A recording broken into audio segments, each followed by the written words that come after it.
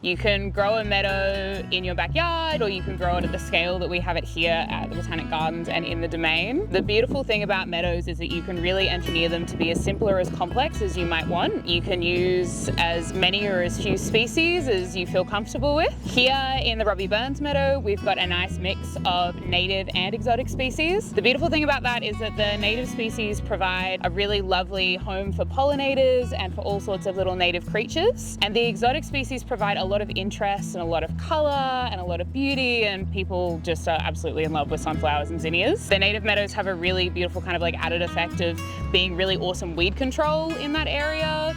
Before we installed the native meadows, it was just like an absolute TAFE curriculum of weeds, every weed you could think of and some not yet known to science. This one's my absolute favourite. It's Cymbopogon refractus, or barbed wire grass, and it's called that because the seed head kind of looks like barbed wire.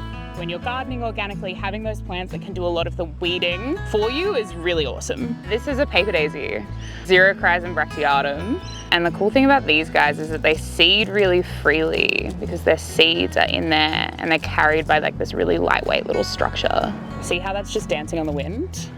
So it's kind of like an unproblematic dandelion. Like you can and it'll just go everywhere. And they're really easy to sow from seed. Like they're definitely like a really good starter, like Australian native flower to grow from seed, and the seed is really easy to harvest as well. There's also a really fresh cicada and shell here if you want to see him. This is his old fit.